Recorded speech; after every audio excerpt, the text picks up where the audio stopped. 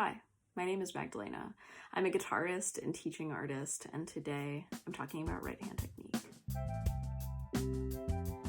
There are a ton of ways to pluck and strum with your right hand, but today I'm going to focus on the fundamentals, alternate picking single notes across strings. Today's exercise is a great skill builder for beginners or a warm-up exercise for more advanced players.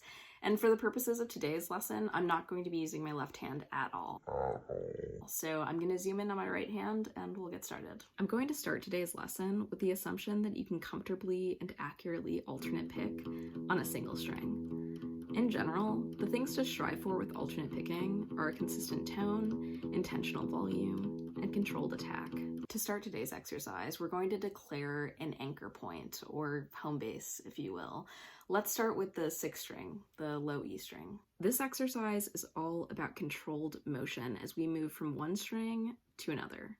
In this case, we'll always be moving from our anchor point, E, to another string on the guitar. Let's start with something simple. In this pattern, we'll start with a downstroke on E, an upstroke on A downstroke on E, upstroke on D, back to E, then G, and so on and so forth until we get to the top E string. And then come back down. Why is the low E always a downstroke and the second note of attack an upstroke?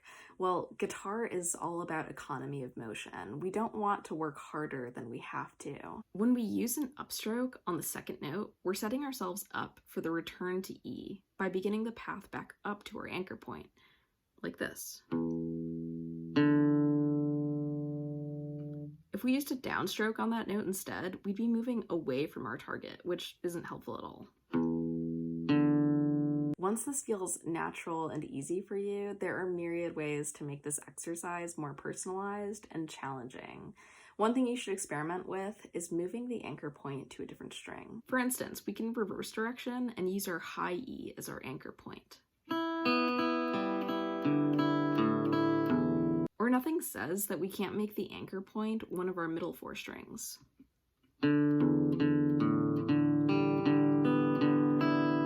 And so far, we've only been operating with groups of 2s, but this exercise can be expanded to larger groups of notes.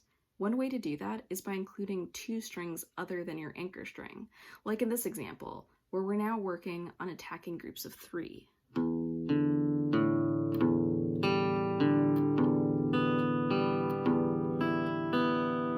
As you can already tell, there are a ton of variations you can try based on our original fundamental exercise. Again, the goal here is to create intentional, consistent motion across the strings. Really, it's an opportunity for you to familiarize yourself with the geography of the strings. Often my students complain that they'll fret one string but then accidentally pick another string, or they'll run into accuracy problems when trying to play riffs with lots of string skipping. This exercise addresses exactly that issue. One last thing that I suggest bringing to your attention is where you're actually looking when you're playing this exercise. Many of my students tend to look down at their right hand when they're playing this for the first time, which can be helpful, but for an added challenge, try to bring your gaze away from your right hand. You could even try doing this exercise while looking away and telling someone a story. So yeah, I was super late to work one day because I really wanted a bagel, and so I went to a bagel shop and I got a bagel and I was super late, super unprofessional. But anyway, so I get to work and my boss is like, hey, so I treated everyone to a bagel today. They're in the break room if you want a bagel.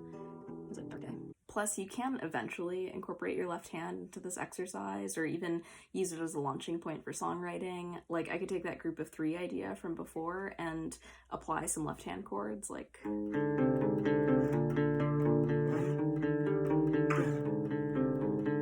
Okay, that's it for today. Feel free to DM me if you have any questions, and be sure to follow my page if you'd like to stay up to date on more videos like this coming soon.